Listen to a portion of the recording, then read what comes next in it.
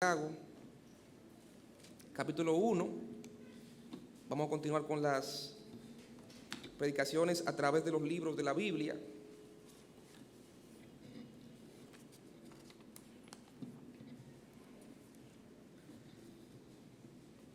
Santiago, capítulo 1, y los versículos del 1 al 4.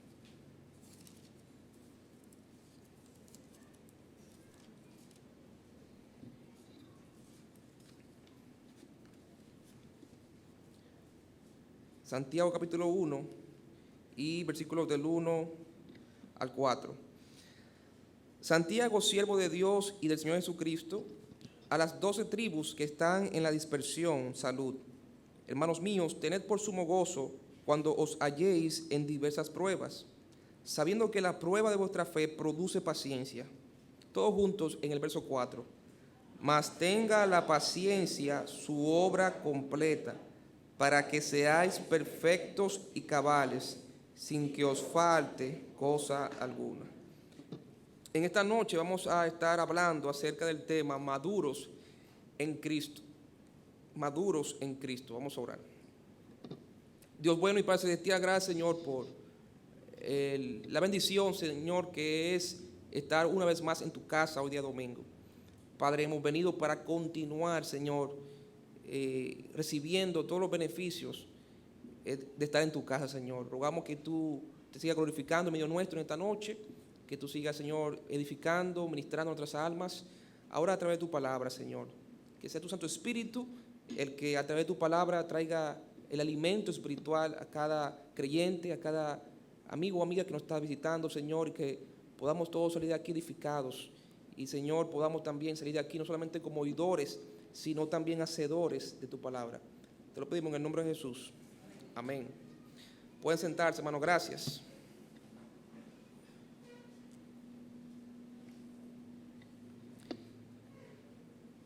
Esta carta de Santiago, esta epístola de Santiago fue escrita por, ¿verdad?, Santiago. Dice aquí en Santiago 1:1, Santiago, siervo de Dios y del Señor Jesucristo. Este nombre Santiago en la Biblia se utiliza también de manera equivalente al nombre de Jacobo. Jacobo y Santiago se refieren en la Biblia a la misma persona. Este nombre de Jacobo era muy común en aquella época, y encontramos varios hombres en el Nuevo Testamento que eran llamados Jacobo. Pero de todos estos hombres con el nombre de Jacobo, hay dos que pudieran ser los posibles candidatos para, ¿verdad?, ser el escritor de esta epístola de la Biblia. Uno de estos candidatos pudiera ser Jacobo, hijo de Zebedeo. Jacobo, hijo de Zebedeo, ustedes recuerdan que era el hermano de Juan, y ambos eran apóstoles. Primero eran pescadores, y el Señor Jesucristo los llamó, al igual que Pedro y su hermano Andrés. El Señor los llamó para que fueran discípulos de Cristo, y posteriormente se convirtieron en apóstoles del Señor Jesucristo. Sin embargo, cuando usted y yo leemos Hechos capítulo 12, encontramos que el primer apóstol en morir como mártir por la causa de Cristo fue Jacobo. Herodes, ¿verdad?, asesinó a este apóstol de Jesucristo, y por lo que entendemos que al morir tan temprano en la historia de la iglesia, es descartado como el escritor humano de esta epístola de la Biblia. El otro Jacobo que es muy importante en el Nuevo Testamento es Jacobo, el hermano en la carne del Señor Jesucristo, el medio hermano del Señor Jesucristo. La Biblia claramente enseña que José no conoció a su mujer María, dice Mateo capítulo 1, hasta que concibió a Jesús, ¿verdad? Lo que significa que después que Jesús nació, José, como era de costumbre, conoció íntimamente, sexualmente, a su mujer María, y ambos procrearon hijos e hijas, dice la palabra de Dios. Creo que Marcos llama a Jesús el primogénito de María, de manera que eso indica que también Cristo fue el primero de varios hijos que tuvo José y María. Y la Biblia claramente habla que Jesús tuvo hijos, tuvo hermanos y hermanas. Y se mencionan los nombres de algunos de los hermanos de Jesús. Judas es otro de los hermanos de Jesús en la carne, que vamos a ver más adelante, que también fue un siervo de Dios y escribió el libro de Judas.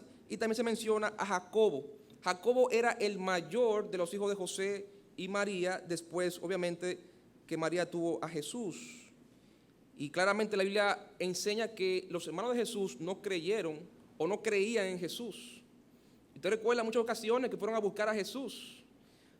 A veces lo buscaban para llevárselo porque se sentían avergonzados, porque pensaban que Jesús estaba loco.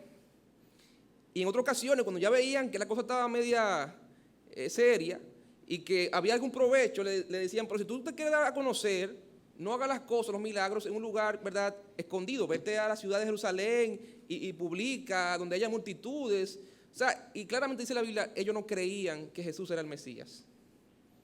Sin embargo, cuando Cristo resucitó, dice el apóstol Pablo en 1 Corintios capítulo 15, de que una de las primeras personas que se le apareció Jesucristo resucitado fue a Jacobo. Dice en 1 Corintios capítulo 15, versículo 7, que se le apareció a Jacobo y después a todos los apóstoles. Y ese encuentro personal que tuvo Jacobo con el Cristo resucitado transformó su vida. Y a partir de ese momento Jacobo creyó en Cristo como el Mesías, como el Salvador. Y posteriormente, en Hechos capítulo 15, encontramos que este Jacobo, el medio hermano de Jesús, se convirtió en el pastor de la iglesia de Jerusalén. Y ahí en Hechos capítulo 15 encontramos ese gran concilio que se celebró en Jerusalén, donde todos los apóstoles y Pablo y otros siervos de Dios se reunieron para tomar decisiones importantes en cuanto a si era necesario que los gentiles, para ser salvos, tenían que, además de la fe en Jesucristo, guardar la ley. Y usted recuerda, obviamente, la conclusión a la que llegaron de que no es necesario guardar las obras de la ley para ser salvo. La justificación es por la fe, solamente por la fe en Jesucristo. Y Jacobo fue el que presidió ese concilio. Él era conocido como el principal, el pastor de la iglesia en Jerusalén. Y precisamente Jacobo escribió esta carta para los creyentes judíos de la iglesia de Jerusalén. Él escribe, dice la palabra de Dios en Santiago capítulo 1, versículo 1, dice: Santiago, siervo de Dios y del Señor Jesucristo, a las 12 tribus que están en la dispersión. Las 12 tribus obviamente se refiere al pueblo judío, a los judíos. Y la palabra dispersión se refiere a aquellos judíos que se encontraban viviendo fuera del territorio de Israel, de Palestina. Usted recuerda, en Hechos capítulo 7 ocurrió un evento importantísimo en la historia de la iglesia cristiana primitiva, que fue la lapidación o el apedreamiento ¿de qué persona? De Esteban. ¿Y quién fue Esteban? Esteban fue uno de los primeros diáconos que se eligieron en la iglesia de Jerusalén, en Hechos capítulo 7, Hechos capítulo 6, perdón. Y también Esteban se convirtió en un gran evangelista, pero los judíos, ¿verdad?, se opusieron a la predicación de Esteban, y finalmente los judíos, los líderes judíos, dentro de los cuales estaba Pablo, llamado Saulo en ese momento, apedrearon, ¿verdad?, motivaron a la multitud para apedrear a este gran hombre, a este hombre de Dios. Y Esteban se convirtió en el primer mártir, el primer creyente en morir por su fe en Jesucristo. Y dice la palabra de Dios en Hechos 8:1 que a partir de ese momento se levantó una gran persecución que arropó, ¿verdad?, que estuvo en contra de la iglesia. Dice la Biblia que todos los creyentes, muchos de ellos tuvieron que salir huyendo de Jerusalén, y se fueron a otras naciones, a otros países, a otros pueblos.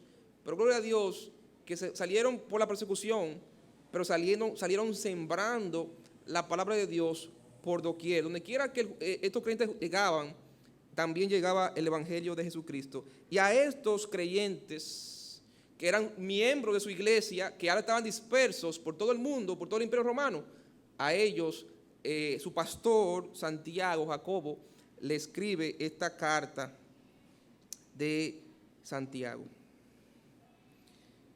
Esta carta de Santiago muchos creen, la mayoría de los teólogos creen que fue el primer libro del Nuevo Testamento en escribirse. El primer libro del Nuevo Testamento en escribirse fue esta epístola de Santiago. Y lo sabemos porque primeramente fue escrito por este hombre que fue el pastor de la iglesia de Jerusalén. No menciona a los gentiles, por lo tanto entendemos que fue una época bien temprana, cuando los creyentes, la iglesia estaba compuesta solamente por judíos, y tampoco menciona el famoso concilio de Jerusalén, lo que nos indica que esta carta fue la primera carta escrita del Nuevo Testamento, el primer libro del Nuevo Testamento que fue escrito. Ahora, ¿cuál es la clave o el tema central de esta epístola de Santiago? Lo encontramos en el versículo 4. Santiago 1:4 dice: mas tenga la paciencia su obra completa, para que seáis ¿qué? Perfectos y cabales, sin que os falte cosa alguna. El deseo de Santiago como el pastor de esta iglesia para sus feligreses y el deseo de Dios para cada creyente es que seamos maduros en la fe, maduros en Cristo, que podamos crecer, que podamos llegar a ser maduros, perfectos, cabales, sin que nos falte nada de todo lo que Dios quiere que usted y yo tengamos en Cristo Jesús. El anhelo del Señor es que los creyentes crezcamos y maduremos en nuestra forma de pensar y en nuestra forma de actuar. Dios en su palabra claramente encontramos ese es su anhelo. Mira lo que dice la palabra de Dios en Efesios, el capítulo 4 y el verso 13. Efesios, el capítulo 4 y el verso 13. Dice: hasta que todos lleguemos a la unidad de la fe y del conocimiento del Hijo de Dios, a un varón que perfecto, a un varón maduro, a un varón completo. ¿Y cuál es el parámetro de la perfección? ¿Cuál es el parámetro hacia donde usted y yo debemos apuntar como cristianos llegar? Cristo. Dice: a la medida de la estatura de la plenitud de Cristo. A la medida de la estatura de la plenitud de Cristo. Cristo, hermanos, es nuestro parámetro de crecimiento, de madurez. Mientras más estemos cerca, mientras más nos acercamos a ese ideal que es Jesucristo, más maduros seremos en Cristo. El Señor quiere que usted y yo cada día marchemos, avancemos, crezcamos en nuestra semejanza a Cristo. ¿Qué dice también Colosenses, el capítulo 1 y el versículo 28? Colosenses 1, 28. Colosenses 1, 28, a quien anunciamos, amonestando a todo hombre y enseñando a todo hombre en toda sabiduría, a fin de presentar perfecto en Cristo Jesús a todo hombre, para la cual también trabajo, luchando según la potencia de Él, la cual actúa poderosamente en mí. Pablo dice que todo su esfuerzo, su trabajo era para presentar en Cristo, perfecto a todo creyente en Cristo Jesús. Y el trabajo de los pastores, de los maestros cristianos, es que los creyentes maduren, es presentar a Dios maduro a todo creyente en Cristo Jesús. El objetivo de la predicación, de la enseñanza bíblica, es la perfección, la madurez espiritual. Pero ¿cuál es el problema, hermanos? Que hay muchos creyentes que no están creciendo espiritualmente. Hay muchos creyentes estancados en su vida espiritual, estancados en su crecimiento espiritual. Mira lo que dice Hebreos, el capítulo 5. Hebreos, capítulo 5 y el versículo 11.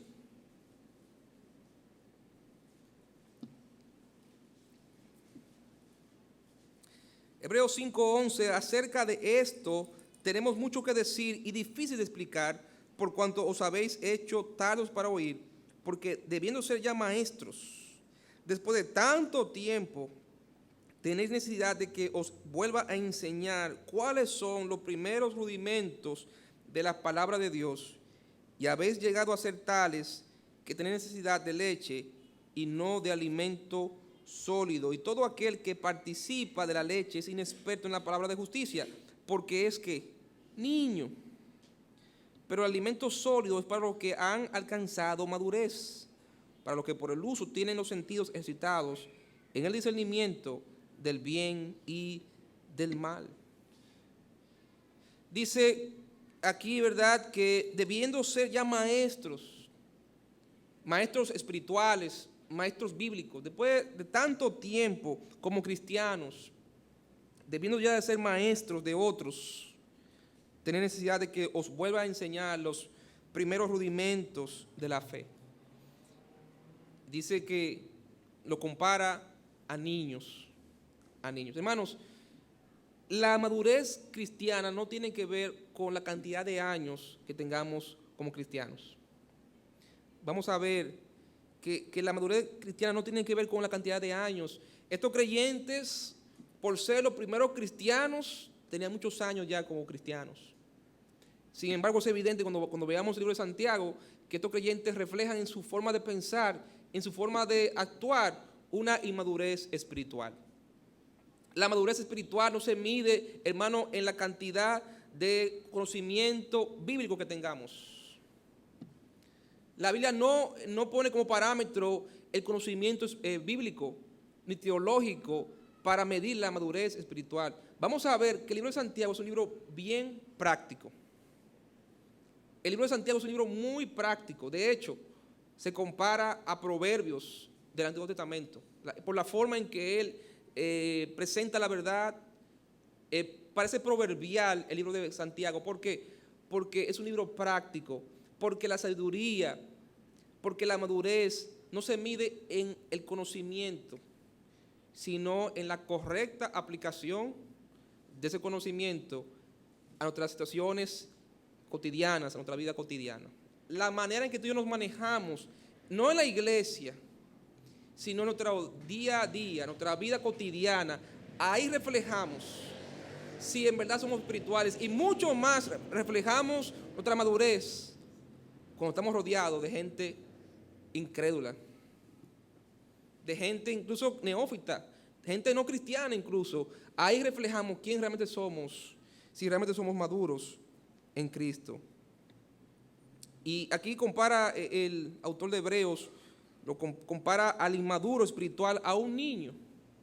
El niño, ¿verdad?, simboliza, representa una persona inmadura, por varias razones, ¿verdad? Porque tiene una edad muy temprana en la vida, no tiene conocimiento, no tiene experiencia, no tiene las facultades bien desarrolladas. Un niño, ¿verdad?, es inmaduro. De igual manera, un niño en la fe es alguien inmaduro en la fe, alguien inmaduro espiritualmente, y por lo tanto va a pensar y actuar de manera inmadura. El apóstol Pablo escribió en 1 Corintios capítulo 13 y el versículo 10 dice más: cuando venga lo perfecto, entonces lo que es en parte se acabará. Cuando yo era niño, dice Pablo, hablaba como niño, pensaba como niño, juzgaba como niño, mas cuando ya fui hombre, ¿qué hizo? Dejé lo que era de niño. Hermano, el niño, ¿verdad?, piensa como niño, habla como niño, juzga como niño. Pero el adulto ha dejado, ¿verdad?, esas cosas de niños. El adulto ha dejado esa etapa atrás y ha progresado en la fe. Bueno, qué peligroso, qué triste es ver un niño a una edad que se supone que debería estar más maduro, más desarrollado, verlo todavía batallando con cosas de niños pequeños. Brenda tiene un primito, ¿verdad?, que tiene ya 3 años de edad y todavía no habla, o 2 años y pico, y no habla todavía. Y se ve todavía que no se ha desarrollado, y se están, ¿verdad?, llevándolo al médico, haciendo algún estudio, porque no es normal. Un niño ya de casi 3 años que no sepa hablar, que actúe todavía como un niño infante, recién nacido, ¿verdad?, que no conoce muchas cosas, que ya debería él camina, pero no habla y no hace cosas que se esperaría para su edad. Eso es triste, eso es peligroso, ver que un niño físico no se desarrolle de acuerdo a la edad que tiene biológica. De igual manera, hermano, qué triste y qué peligroso es un cristiano con tanto tiempo ya en la comunión de Dios, pero con un poco nivel de madurez espiritual.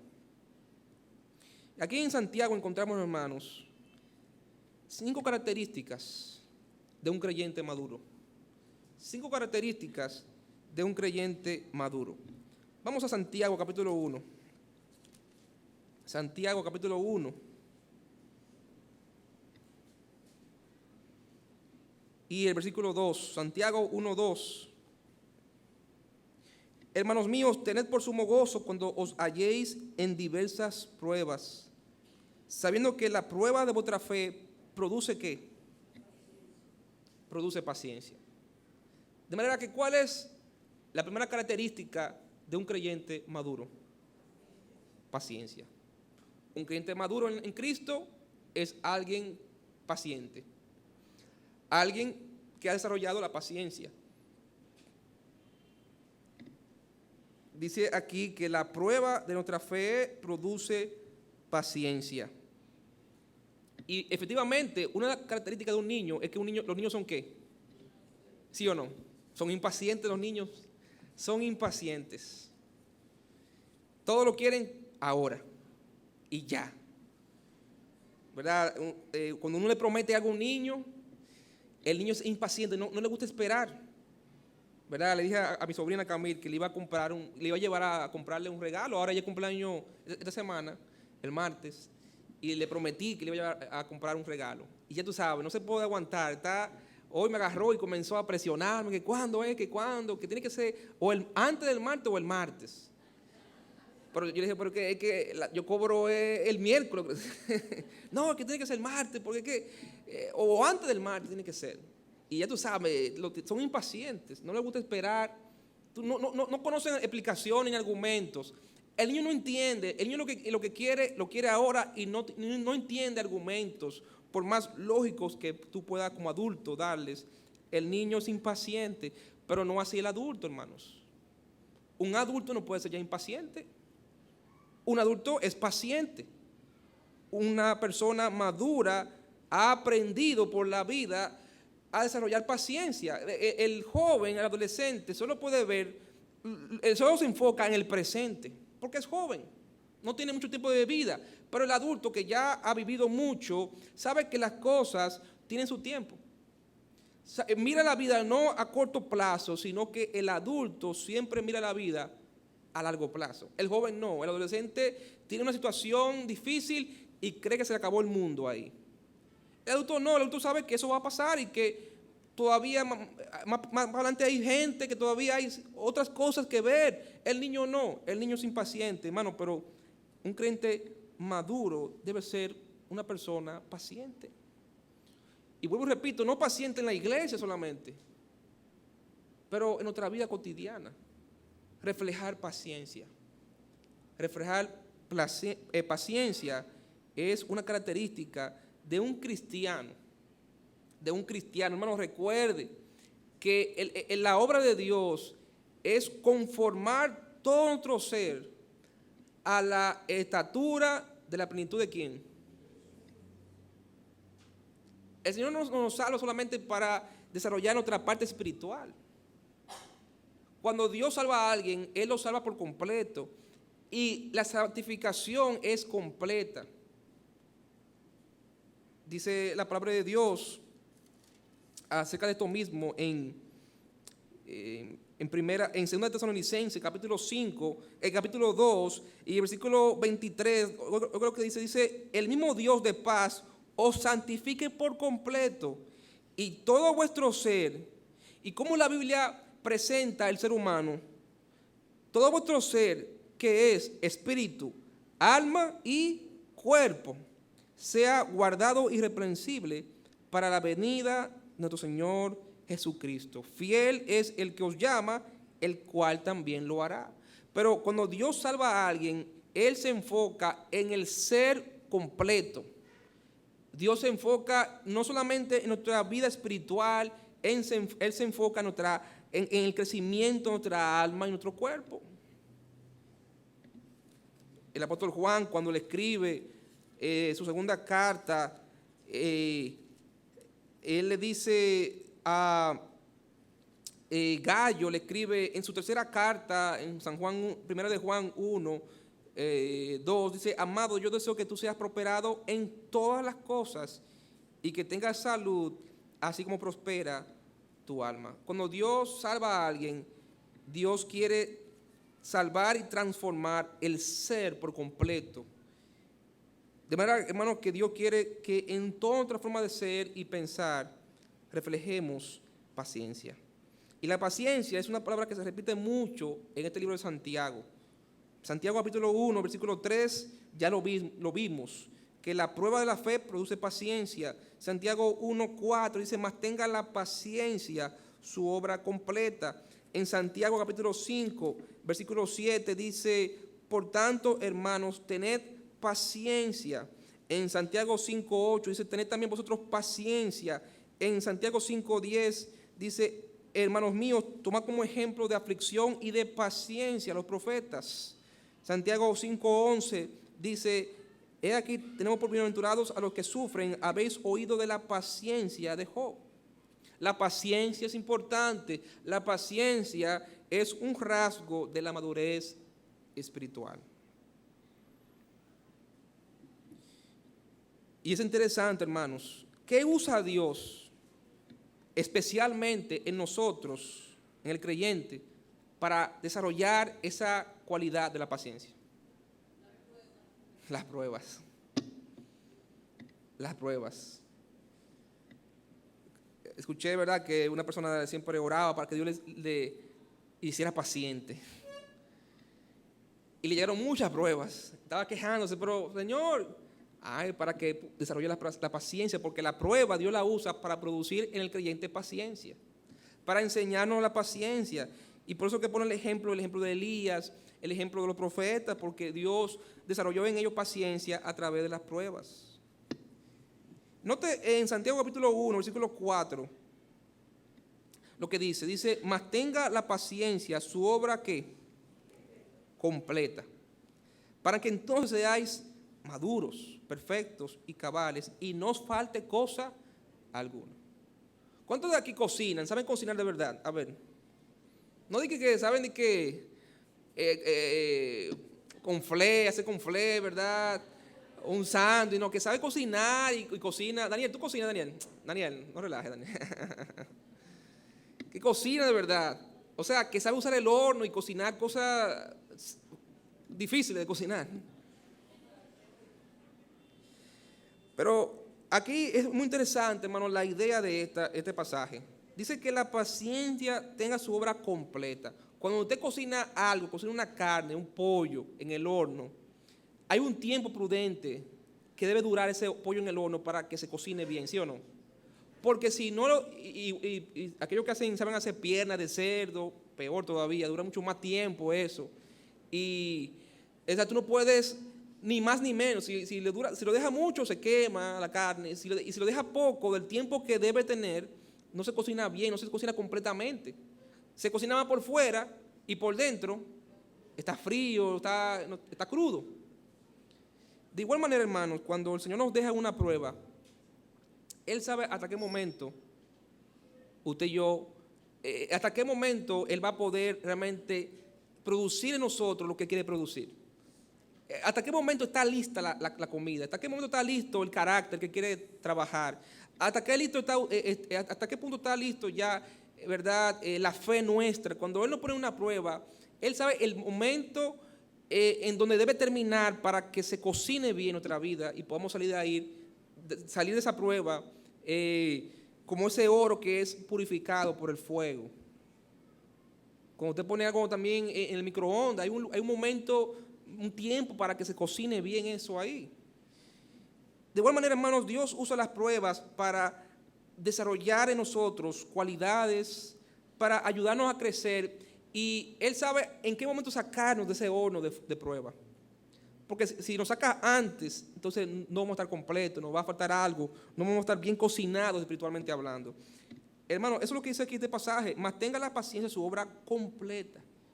Y cuando tú y yo entendemos que lo que Dios está haciendo en las pruebas, lo que Dios hace con nosotros en las pruebas, que nos conviene que Dios nos ponga en prueba porque las pruebas nos ayudan a crecer y Dios nos cocina el carácter, la actitud, la fe, ¿verdad? Dios produce, desarrolla en nosotros esas cualidades. Eso debe producir en nosotros gozo, aunque usted no lo crea. Gozo. Dice el versículo 2, hermanos míos, tened por sumo gozo cuando os halléis en diversas pruebas. ¿Cuáles son los ingredientes que Dios usa cuando está cocinando algo en nuestra vida? ¿Cuáles son los ingredientes que Él usa cuando Él está cocinando algo en nuestra vida que Él quiere cambiar, que quiere arreglar, que quiere desarrollar, producir en nuestras vidas? Y por lo cual Él usa ese horno de prueba para cocinar bien lo que Él está haciendo. El primer ingrediente, ya lo vimos, es el gozo. El primer ingrediente para uno poder crecer y para que Dios pueda hacer su obra completa en nosotros en las pruebas es el gozo. Y el gozo en la Biblia está basado no en nuestros sentimientos, sino en nuestras convicciones, ¿sí o no? El gozo. Gozo. Cuando Pablo habla del gozo en Filipenses, él siempre se refiere al gozo y le usa la palabra, él dice, haya en vosotros este sentir. Usted recuerda en Filipenses capítulo 2, que hubo también en ¿quién? En Cristo Jesús. Y la palabra sentir no viene de los sentimientos. La palabra es una palabra griega que tiene que ver con la mente. Haya en vosotros la misma mentalidad que hubo en Cristo Jesús. Isaías 53 es un pasaje que nos habla de los sufrimientos del siervo de Dios. Es un pasaje profético de lo que Cristo iba a sufrir al morir en la cruz por nosotros y todo lo que es los sufrimientos previos a la cruz. Pero interesante, ¿verdad? Que dice al final Isaías, dice que Cristo cuando, dice la Biblia en Isaías 53, 11, dice, verá el fruto de la aflicción de su alma y quedará satisfecho. Por su conocimiento justificará a mi siervo justo a muchos y llevará las iniquidades de ellos. ¿Sabe por qué Cristo pudo enfrentar la cruz victoriosamente? Porque Él tenía claro en su mente lo que Dios estaba haciendo en ese momento. Y eso le daba a Él contentamiento, eso le daba satisfacción, eso le daba gozo, el saber de que había un Dios soberano que estaba en control de lo que estaba pasando y lo estaba usando para bendición de Él y de otros. El gozo es el primer ingrediente para uno poder ser paciente cuando nos encontramos en las pruebas. Normalmente el cristiano inmaduro, cuando se enfrenta con un problema, con una prueba, ¿qué quiere hacer? Salir huyendo. Muchas veces a los que se van a bautizar les decimos, hermanos, usted se va a bautizar y normalmente cuando uno se bautiza, al día siguiente le vienen pruebas, ¿sí o no? Igual que Jesucristo, cuando fue bautizado en Mateo capítulo 3, inmediatamente en el 4, ¿qué hubo? Las tentaciones del maligno, las pruebas. Y la primera impresión del creyente inmaduro es, ¿para qué yo me metí a cristiano? ¿Para qué me metí evangélico? Mira lo que me está pasando. Yo estaba mejor antes y ahí viene el maligno y pone esas dudas. Pero ya el creyente maduro en la fe, que ya tiene experiencia en Cristo, sabe que esas pruebas no son cosas fortuitas, sino que hay un Dios bueno, amoroso y soberano que le está usando para cocinar nuestra fe, para cocinar nuestro carácter, para hacer ajustes en nuestras vidas. Y vamos a estar ahí el tiempo que Dios quiera, porque Él está cocinando algo y Él sabe el momento cuando Él va a apagar el horno y nos va a sacar esa prueba. Y saber eso, hermanos, nos ayuda a ser pacientes y esperar el tiempo que Dios quiera. Recuerdo una ocasión cuando mi esposa, Dios nos ha bendecido a través de mi esposa con sus trabajos que ha tenido en nuestro poco tiempo de matrimonio. Pero recuerdo una ocasión que tuvo ella un año y medio sin trabajo. Y eso fue para mí muy difícil. Teníamos ya como 2 años de casado, duró 1 año y unos meses sin trabajo y bueno, imagínense, fue algo bien difícil para mí, pero siempre tenía en mi mente de que Dios sabe en qué momento Él nos va a sacar. Y yo sé que Él nos va a sacar de aquí. Porque ya el creyente maduro conoce a Dios, sabe cómo Dios trabaja y sabe que las pruebas Dios las usa para ayudarnos a crecer, para cocinar algo en nuestra vida, para que después podamos entonces tener las cualidades, las capacidades para poder enfrentar cosas peores que nos pueden llegar en la vida. Por eso que cuando uno está en pruebas y uno sabe como creyente lo que Dios está haciendo, y dice, Señor, yo voy a ser paciente, porque yo sé que tú estás trabajando algo, y eso nos da gozo en medio de la tormenta, en medio de la prueba. Otro ingrediente, hermano, para ser paciente en medio de la prueba es la oración. La oración. Dice Santiago 1:5, y si alguno de vosotros tiene falta de sabiduría, ¿qué debe hacer? Pídala a Dios. Pedir. Versículo 6, pero pida con fe. La palabra pedir, oración. ¿Qué necesitamos en medio de una prueba para ser paciente? Orar. Orar. Tú estás en una prueba económica, no tienes trabajo, o una prueba familiar, o una prueba espiritual en cualquier ámbito de tu vida. Recuerda, Dios está haciendo algo en mi vida. Dios quiere hacer algo en mi vida a través de esto. Entonces, eso debe darte a ti gozo. En segundo lugar, ponte a orar. Pídele a Dios. Si tú no tienes necesidad de algo, ora a Dios. Esos son los momentos en los cuales más tenemos que orar. Tenemos que orar sin cesar, ¿verdad? Pero los momentos de prueba son los momentos donde más tenemos que orar, ayunar si es necesario, hasta que Dios haga la obra en nosotros. Y la oración nos ayuda a ser pacientes en medio de la prueba. Pero debe ser una oración con fe. Dice el versículo 6, pero pida con fe. Pida con fe. Hay que creer, hermanos. Hay que tener, el creyente debe ser una persona positiva. Amén. Positiva. No porque creemos en la suerte, sino porque creemos en un Dios soberano. Que dice la Biblia que Él, ¿verdad?, no dejará para siempre caído al justo. Que el Señor sabe hasta qué momento nos va a tener esa prueba. Y que Dios está haciendo algo en nosotros a través de esa prueba. Tenemos que creer de que Dios puede hacer la obra, de que Dios puede darnos lo que necesitamos en ese momento de dificultad, de prueba. Versículo 5, también encontramos otro ingrediente. Dice, y si alguno de vosotros tiene falta de sabiduría. En medio de la prueba necesitamos que Dios nos dé sabiduría para saber cómo manejarnos, para saber cómo administrar mejor el dinero. Si en tu casa uno de los esposos no tiene trabajo, pues debemos pedirle a Dios sabiduría para saber cómo administrar mejor nuestros ingresos. Y eso ayuda a uno a crecer, incluso a desarrollar disciplina monetaria, ¿sí o no? Dios usa la prueba para ayudarnos a aprender a manejar mejor las finanzas. Y después, cuando nos bendice con un trabajo, entonces ya hemos aprendido a manejarnos mejor. Quizás en tu matrimonio, alguna prueba en tu matrimonio.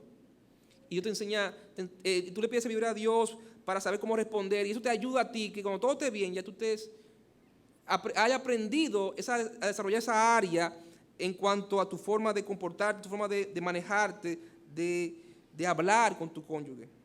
Sabiduría. Otro ingrediente, hermanos, humildad.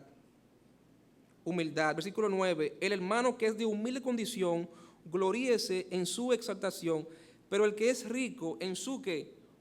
Humillación. Santiago 1:10. Humildad. En medio de la prueba, si tú quieres ser paciente, necesitas humildad. Porque el creyente que no es humilde se impacienta. Y a la primera oportunidad que encuentra por ahí, la agarra sin saber si eso viene de Dios o no. O se vuelve amargo contra Dios y se aleja de Dios.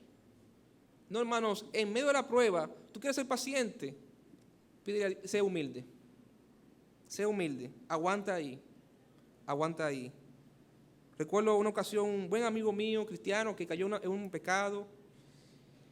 Y se me acercó y me lo confesó llorando y me dijo que ya habló con el pastor y iba a hablar otra vez con el pastor. Y yo le dije a él, mira, tú sabes lo que va a venir, tú sabes que va a venir disciplina, tú sabes que va a venir esto y aquello. Pero mira, amigo mío, mantente humilde. Mantente humilde, no seas como otros que han dejado los caminos del Señor, que se han dejado llevar por el maligno, que han sido orgullosos, que no han querido reconocer, que no han querido humillarse. Sé humilde, soporta toda disciplina y el Señor te va a ayudar a salir mejor de esta situación. Y gracias a Dios que Él me escuchó y Dios lo ha bendecido después de eso. Porque Él se mantuvo humilde, se mantuvo con el Señor, se mantuvo con Dios. Y en último lugar, en cuanto a la paciencia en las pruebas, el último ingrediente es la obediencia a la palabra de Dios. Dice en Santiago 1:19, el versículo 22 dice: pero sed hacedores de la palabra y no tan solamente oidores, engañándoos a vosotros mismos. En momentos de prueba, para uno ser paciente, necesita ser obediente a los principios bíblicos. Tú eres un soltero cristiano, Satanás te está tentando con una joven no cristiana, ¿cuál debe ser tu respuesta? No, yo voy a obedecer los principios bíblicos. Yo no puedo casarme con una persona no creyente. Estás, ¿verdad?, sin trabajo y te ofrece el maligno una tentación, un trabajo, ¿verdad?, ilícito. ¿Cuál debe ser tu respuesta? Obedecer la palabra de Dios. Yo me quedo con la palabra de Dios. Yo no voy a, por resolver un problema, meterme en un problema peor. Hermano, cuando tú y yo aprendemos a quedarnos con Dios, el Señor nos dice: ya, se completó la obra, y nos saca de la prueba. Ya, pasaste la prueba. Y el Señor ahí nos bendice, como Job. Nos da bendición mucho más de lo que teníamos antes de entrar en esta prueba. Pero tenemos que ser pacientes hasta que Dios haga su obra completa en nosotros. Paciencia. Segunda característica de un creyente maduro, hermanos. Segunda característica de un creyente maduro es la coherencia. Coherencia. Un creyente maduro es coherente. ¿De dónde saco eso? Usted dirá. Mira lo que dice Santiago 1:22. Dice: pero sed hacedores de la palabra y no tan solamente oidores, engañándoos ¿a quién? A vosotros mismos. Y mira lo que dice el versículo 26 más abajo: si alguno se cree religioso entre vosotros y no refrena su lengua, sino que engaña su corazón, la religión del tal es vana. Hermano, el creyente maduro es coherente. Es decir, él practica lo que él cree. Él practica lo que él cree. El niño siempre está poniendo excusas. Siempre se está excusando por su su mala conducta, sus malas decisiones. El adulto no. El adulto ha aprendido a ser consistente, coherente con lo que él cree, y así mismo él vive y actúa. De igual manera, el creyente que es maduro ha aprendido a ser coherente con lo que él cree y lo que él practica. Mira lo que dice Santiago capítulo 2, versículo 1. Hermanos míos, que vuestra fe en nuestro glorioso Señor Jesucristo sea sin acepción de personas. Y usted sabe aquí, ¿verdad? El pasaje que usted lo ha leído, dice, aquí le pone el ejemplo del pastor Santiago a estos creyentes, de que si entra una persona, ¿verdad?, adinerada, ¿verdad?, lo natural siempre es colocarla al principio del auditorio de la iglesia. Y si viene una persona, ¿verdad?, pobre o con pocos recursos, la tendencia natural humana es ponerla atrás. Eso será imparcial. Y dice aquí Santiago: si tú debes practicar lo que tú crees. Tú tienes que aplicar tu fe en tu manera de tú conducirte donde quiera que estés. La fe, la creencia, los principios se viven, no solamente se creen, se aplican en cada circunstancia, en la manera de tratar a los demás, en la manera de manejarnos. Debemos ser coherentes con nuestra fe y nuestras obras. Mira lo que dice Santiago capítulo 2 y el versículo 14. Dice: hermanos míos, ¿de qué aprovechará si alguno dice que tiene fe y no tiene obras? ¿Podrá la fe salvarle? Y ahí pone otro ejemplo, otra situación. Si un hermano o una hermana están desnudos y tienen necesidad del mantenimiento de cada día, y alguno de vosotros le dice, id en paz, calentados y saciados, pero no le dais las cosas que son necesarias para el cuerpo, ¿de qué aprovecha? ¿De qué aprovecha qué? Tu fe. ¿De qué aprovecha tu fe? Hermano, ¿qué es la fe? La fe es las convicciones bíblicas. La fe es las creencias en los principios bíblicos, en las doctrinas bíblicas. Pero esa fe teórica debe ser puesta en la práctica y se refleja en nuestro diario vivir. El creyente, hermanos, no es cristiano en estas cuatro paredes. El creyente es cristiano fuera de estas cuatro paredes, en su forma de manejarse cotidianamente. Hay iglesias que son tan doctrinales, que han logrado tanto conocimiento, quizás nosotros podemos ser una de ellas. Hay un peligro de ser así. Y entonces en la vida práctica, en tu vida matrimonial, en la vida económica, es un desastre. Bueno, no lleguemos a ser a ese punto. Debemos ser una iglesia doctrinalmente informada. Debemos ser una iglesia también que viva lo que creemos, que viva la doctrina. Un creyente maduro es coherente. Hermano, tus hijos, aquellos que son padres, ellos no van a permanecer en los caminos de Dios porque tú conozcas las doctrinas bíblicas de la fe. Ellos van a permanecer porque tú vives lo que tú crees. Tenemos el ejemplo de Timoteo. Timoteo fue un hombre de Dios. Y Pablo le recuerda siempre que de la niñez ha sabido las Sagradas Escrituras, las cuales te podrán hacer salvo para la salvación. Y le dice, recuerda de quién has aprendido. La fe no fingida que hay en ti, la cual habitó primeramente en quién, en tu abuela Loida y en tu madre Eunice.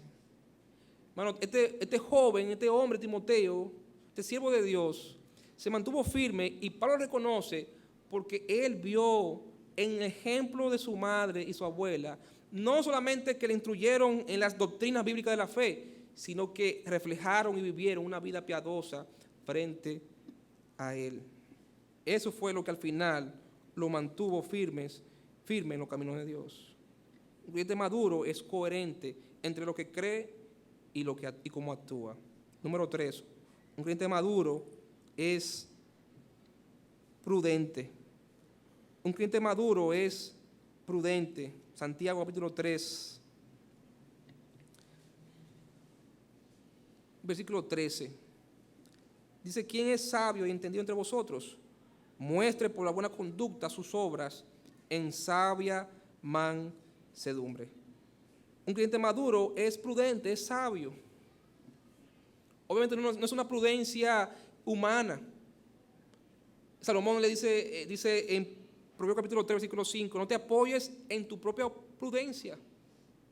La sabiduría que se habla aquí en Santiago, dice la Biblia que es una sabiduría no terrenal, porque la sabiduría terrenal es animal, diabólica, sino una sabiduría que desciende de lo alto. La sabiduría divina. Dice el versículo 17, ¿cómo es?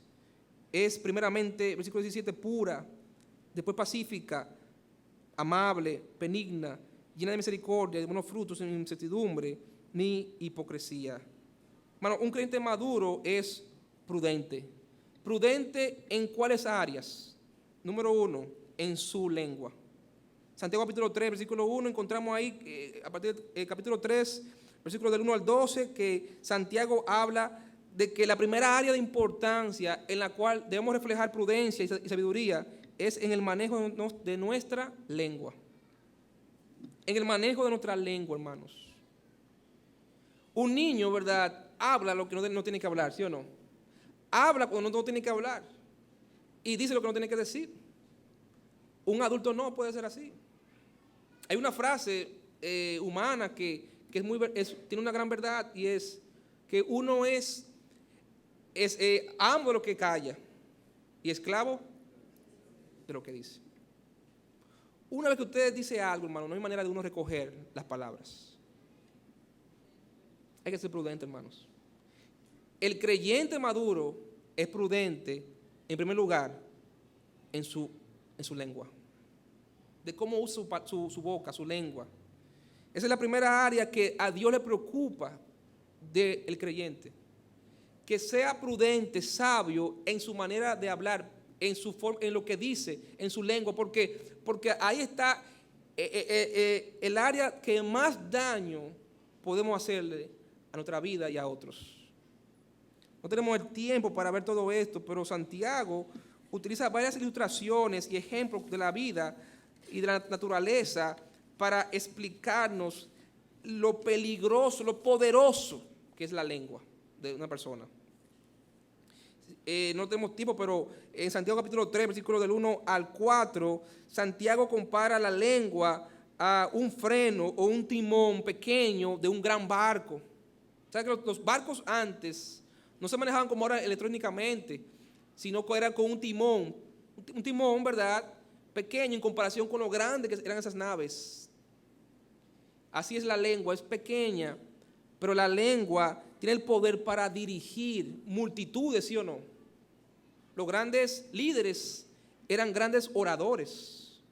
Winston Churchill, ¿verdad?, un gran líder británico durante la Segunda Guerra Mundial, fue un gran orador. Los grandes líderes son grandes oradores. La lengua tiene el poder para dirigir, pero también tiene el poder para destruir. Versículos 5 al 8, Santiago compara la lengua a un fuego. Un fuego que empieza como una pequeña llama y enciende un gran fuego que consume todo un bosque. Y también compara la lengua a un animal indomable. La lengua tiene el poder para destruir, pero también tiene el poder para deleitar. En los versículos 9 al 12, Santiago compara la lengua a una fuente que produce agua dulce, o a un árbol que produce que produce frutos apacibles, dulces, buenos. Hermanos, el poder de la lengua, hermanos. Un creyente maduro ha aprendido a manejar prudentemente su lengua. Y le invito a que venga los miércoles, porque el pastor está tratando ese tema los miércoles, de cómo manejar, de cómo responder ante las circunstancias y situaciones de la vida de una manera prudente y correcta. Prudencia también, hermano, para el manejo de las relaciones. Prudencia también para el manejo de los planes de la vida. Mira lo que dice Santiago, capítulo 4, versículo 13.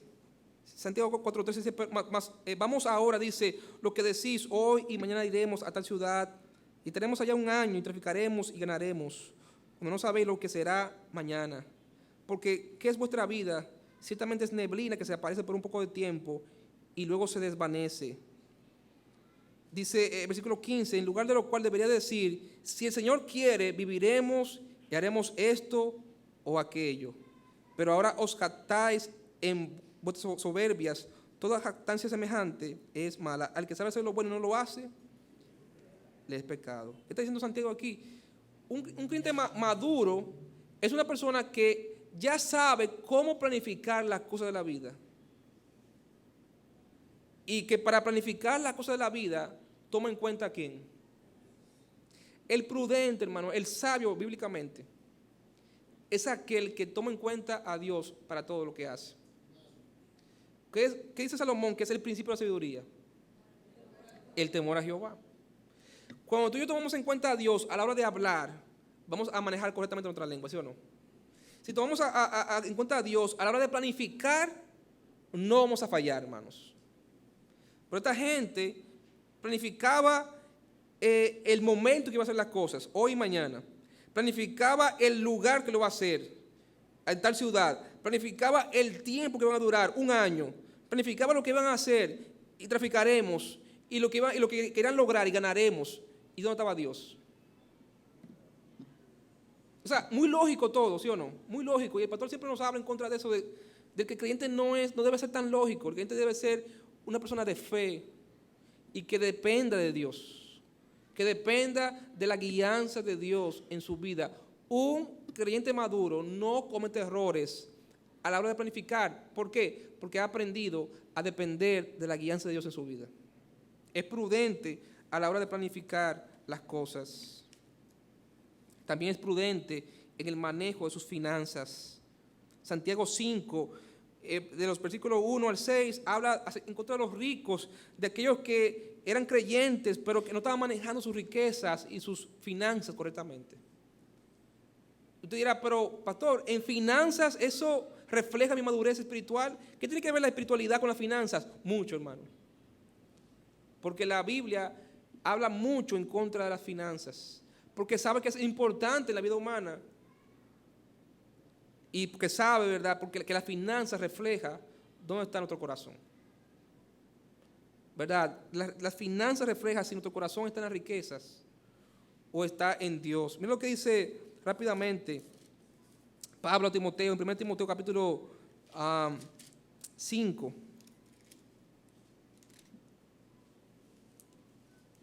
Capítulo 6, 1 Timoteo capítulo 6. Dice, versículo 9, porque los que quieren enriquecerse caen en tentación y en lazo y en muchas codicias necias y dañosas que hunden a los hombres de destrucción y perdición. Porque raíz de todos los males es el amor al dinero, el cual codiciando algunos se extraviaron de la fe. ¿Qué tiene que ver la fe con el dinero? El dinero te puede hacerte extraviar de tu fe en Cristo. El amor al dinero te puede hacer extraviarte de tu fe en el Señor Jesucristo y fueron traspasados de muchos dolores. Eso, las finanzas, las relaciones con los demás, la lengua, refleja nuestra madurez espiritual. En último lugar, un creyente maduro es espiritual. Un creyente maduro es espiritual. Santiago capítulo 5. Santiago capítulo 5, versículo 13, dice, ¿está alguno entre vosotros afligido? ¿Qué debe hacer? Haga oración. ¿Está alguno alegre? ¿Qué debe hacer? Cante alabanzas. Versículo 14, ¿está alguno enfermo entre vosotros? ¿Qué debe hacer? Llame a los ancianos para que oren por él, ungiéndolo con aceite. Y la oración de fe salvará al enfermo. ¿Qué está diciendo aquí, hermanos? Que un creyente maduro enfrenta todo en la vida espiritualmente. Usa soluciones espirituales para resolver los problemas cotidianos. Usa soluciones espirituales y bíblicas para resolver problemas terrenales. ¿Estás enfermo? Claro, tienes que ir al médico, pero primero que ora. ¿Estás alegre? Ven a la iglesia a cantar a Dios, a adorar a Dios. O canta en tu casa, adora a Dios. ¿Está alguien enfermo? Llama a los ancianos. Usa los medios espirituales para resolver los problemas de la vida. El maduro ya ha aprendido a buscar soluciones espirituales para cada problema de la vida. Y aquí hay algunos problemas. Aquí hay algunas situaciones. Situaciones económicas, versículos del 1 al 9. Busca una solución bíblica a eso, soluciona eso espiritualmente. Problemas físicos, busca una solución espiritual. No está malo llamar a los médicos, ir al médico, pero recuerdo lo que pasó a un rey en la Biblia. Que en vez de acudir primero a Dios cuando estaba enfermo, primero acudió a los médicos y no a Dios, y Dios no lo sanó. Muy diferente a Ezequías, ¿verdad? Que tuvo un problema muy serio de salud, de muerte. ¿Y qué hizo? ¿Qué fue lo primero que hizo? Acudió a Dios. ¿Y qué hizo Dios? Dios lo sanó. Porque Dios usa a los médicos, pero es Él el que sana. Problemas en la iglesia, busca una solución espiritual. Mira lo que dice el versículo 19. Hermanos, si alguno entre vosotros se ha extraviado de la verdad y alguno le hace volver, sepa que el que haga volver al pecador del error de su camino, salvará de muerte un alma y cubrirá multitud de pecados. Hay un problema con un hermano, busca una solución divina, espiritual. Resuélvelo esta situación espiritualmente. Hermano, debemos madurar en Cristo. Dios quiere que crezcamos cada vez más en la semejanza y la estatura de la plenitud de Cristo. Pero dice la Biblia que el crecimiento, ¿quién lo da? ¿Quién da el crecimiento? ¿Quién da la madurez? Dios. Ahora, Él lo va a hacer a través de nuestro esfuerzo. Usted recuerda en 1 Corintios capítulo 3, versículo 6, Pablo dice, yo sembré, Apolo regó, Pero crecimiento, ¿quién lo da?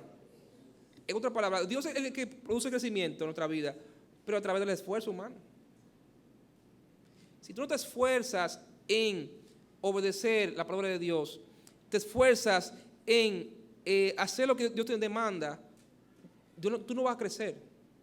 Porque Dios produce crecimiento a través de nuestro esfuerzo, de nuestra obediencia a Él. Pero necesitamos anhelar madurez. Hasta que tú no reconozcas tu condición, tú no vas a anhelar madurez. Pablo dice, no pretendo haber alcanzado ya. Pero una cosa hago, dice Pablo. Prosigo a la meta. Pablo siempre está enfocado en crecer, en madurar. Y eso le ayudó siempre a él a crecer, a ser el hombre que fue y que Dios pudo usar. Dios da el crecimiento, pero Él lo va a hacer a través de nuestro esfuerzo y nuestra obediencia a Él. Vamos a orar.